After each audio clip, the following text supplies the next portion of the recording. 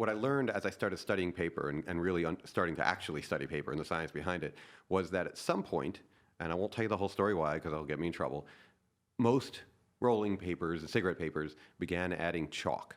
All right, it's a white powdery substance like chalk, chalkboard, that kind of thing, because that way when it burns down, it leaves a white ash. Okay. Right now, we are getting obsessed as smokers with white ash, which I scares hear about me. this now, yeah. Yeah, but I don't, because I don't want to go back, end up having, people don't even realize half the time they might be adding something in order to create a white ash. But this happened also. We humans repeat ourselves over and over again. This is what we do, man, you know? So, well, I did not like the thought of smoking chalk, especially as materials got better, and we're smoking stuff now that you want to taste it. Chalk, to me, just in my personal opinion, has a little bit of a flavor changing thing, especially it interrupts the way that I want to receive my terps. I'm trying to think of a real nice way to put it that can't get me sued. You know what I mean? Terps. The terps. Yeah. So I don't like chalk. I don't like smoking chalk personally. There's nothing wrong with it. People smoke chalk all the time, and some people might even really enjoy it, and that's okay. Just me, no. So I wanted to make paper without chalk in it. I wanted to bring it back to the natural way, the old way of making paper. This long fiber, old fucking paper, instead of the new hyper-processed, homogenized stuff that was very prevalent. Right. Now, one thing happened back to my stores, and I'm so lucky to have been in those stores, right? Back in '93, a dude walks in doing the thing I was telling you about before, and he says, "Oh my God, great, you have the smoke shop. Are you gonna carry?" And then he says a certain brand of natural cigarettes that we all know very well, and it was not popular back then. And I said, "Sure, it'll be here in 2 weeks." And I hit the phones, found it, brought it in for him. Now, at this point, I already know paper. I'd been studying it when I was in high school. I studied it when I was in college. I wrote little paper things on papers, you know? And box comes in, we open up a pack. He says to me, "Hey, Josh, thank you so much for getting it for me. Hey, let me give you one." I'm like, "Cool." He pulls one out. In my mind, because he's talking on and on and on about how natural this shit is, I'm assuming it's going to be this beautiful natural paper. Just assuming that it's already out there. We assume that our forefathers, the people that came before us, had done the right thing. And he pulls out a regular, bright, fucking white cigarette. It could have been a fucking Marlboro, the same thing. And I'm looking at that, I'm like, that ain't natural, man. At least not what I consider natural. And I'm looking at it, and I was really shocked and like dismayed. Like, what the fuck is that? And he gave it to me, and I smoked it. And maybe something different, and it tasted the same as any other cigarette to me. And he walked out of that store, and right then was when I was like, oh my God. I thought about my whole collection, all the knowledge I had of paper and everything else. Nobody's really made a good natural rolling paper. It hasn't been something that's been actually really brought out. I got to do it. I got to do it. I got to do it. I got to do it. I have no idea how the fuck I'm going to do it. I don't have much money at the time. I'm a little shop owner in Gainesville, Florida, but I'm going to find a way to fucking do this. So I held on to that idea. Now we go back forward. Now I've made Elements. I've made Juicy J's. I've also made, realistically, probably a couple dozen other brands that failed or didn't really, or fizzled or didn't really move. You're going up a ladder. Invention is not just, oh, let me invent the car. No, first you invent the wheel, you invent the spokes, you invent the suspension systems, you invent all these things that go along the way until you finally make a car. It's the same thing with raw. Make all these other papers. You learn from each one. You learn from every mistake. Just like you and everybody who ever listens to this, I learn more from my mistakes than I do from any of my successes. So I learned and learned and learned and learned and learned and learned, and I was ready to make raw. And I now had enough clout with the factories that I could convince them to make it. So I went and did my tour of Europe, went to visit a bunch of people, tried to convince them to make what I needed, the base materials for raw. I heard I knew the name back then. And everybody said no. No. And one group laughed at me in Catalan and told me that no one will want to smoke a paper bag. They're laughing at a kid. They think I'm a moron. No, nothing's changed. The rolling paper industry is incredibly stagnant. Not a single really successful brand has been launched since long before you and I were born. Really? Yeah, it doesn't really happen. They're thinking back, it doesn't change. Everything's the same. You want to change? No, go away. It's very, you set your machines, you invest all this money. You also don't want change. But I represent change. So I kept wanting to make this paper. I thought about it, how am I going to get it done? I thought, let me try a different approach. I went back to the smallest of all the factories and said to them, hey, if I ordered 1 million tons, you would make it for me, right? And they said, yes, of course. I said, all right, so there is a number. What's the realistic number I have to promise you in order to get this paper made? And they gave me a number that was fucking high. It was scary as fuck. We argued about it, but that was the number. I didn't sleep for a couple weeks as I sat there. Do I do it? Do I do it? Do I do it? I got to risk everything again. Really? Everything? Eventually, due to lack of sleep, I said, fuck it. Did it, invested it all, brought the giant reams of this paper to Alcoy, and we made raw. We launched it. It did not immediately succeed. Raw grows organically. It's like this. You and I smoke, and we get your friends back in here and we smoke. We form a smoke circle. That's what we do. Right. This is how it is, you know? So now you're smoking a raw for the first time, and he gets to smoke a raw for the first time. He gets to smoke a raw for the first time. You enjoy it.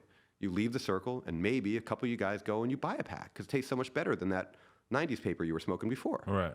And next thing, and you guys enjoy it. Then they have another circle, and then they have another circle, and circle, and circle, and circle, and it goes on and on like that until little by little, raw becomes this fucking phenomenal thing. Yeah. And it wasn't due to great marketing. It wasn't due to me or like my crazy personality or anything like that. It was really just due to the natural beauty of that paper and how we smokers, we real smokers, actually smoke. And that's why I'm sitting here with you right now. What year did you actually have the product and it was actually called Raw?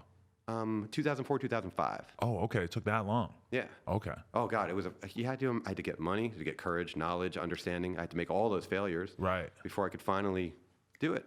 It takes a long time. But so it wasn't a hit right away. What were the problems at first? Just people being stubborn and not knowing that this was something that they might want to engage with? And in my mind, I didn't make it for, I didn't completely understand the world market. I'm still small.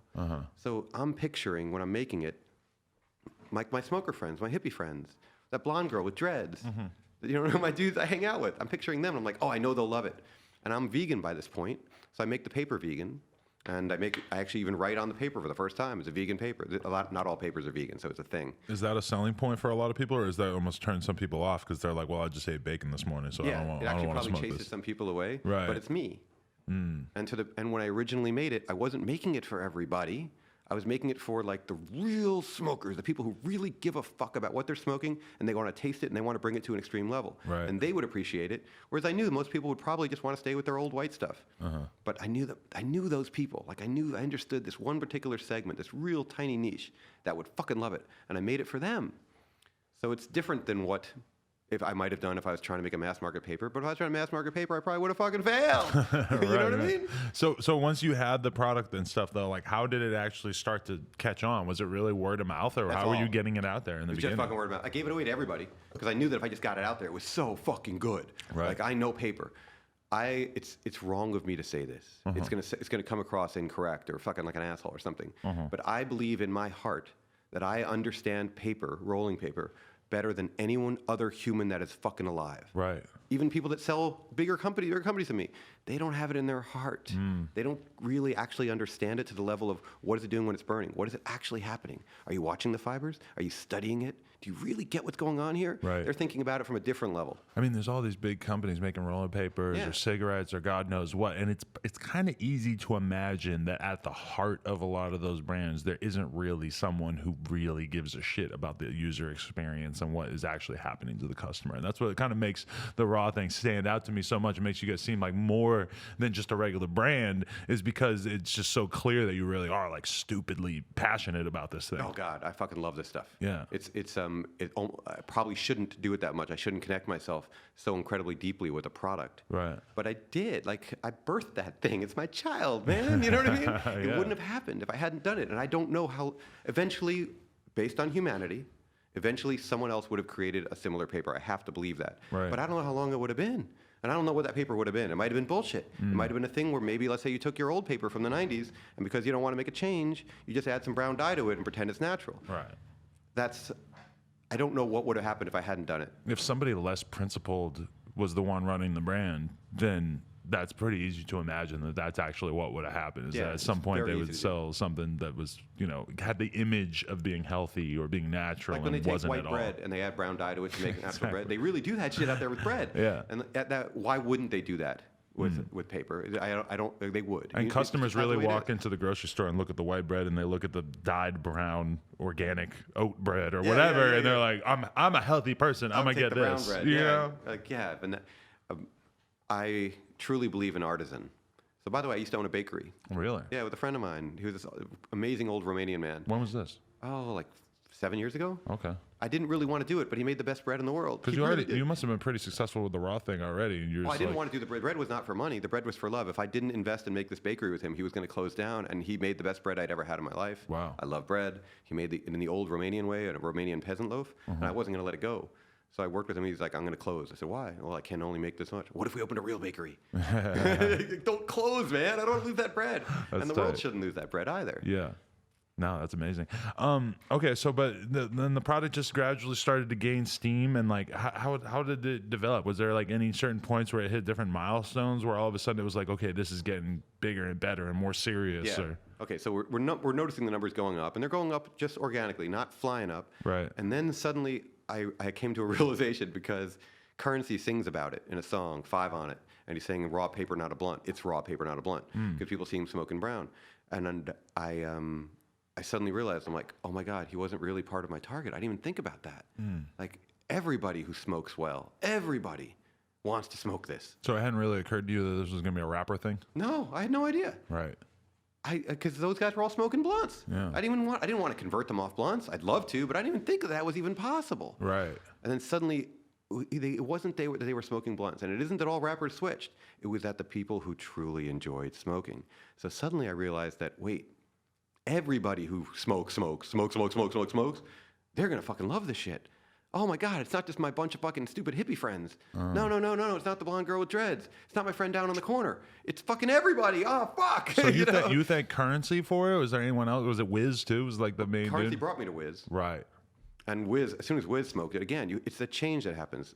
Right now, if somebody makes a Ronaby, that's what we call it, the people who make stuff like us. Right. You're not really making a change. You're just doing the same thing as me. It's an also ran is, I think, the correct term. Love that term. I say it all the time. Yeah. Yeah, it's an also ran. You do not want to be an also ran. No, you don't want to be an also ran.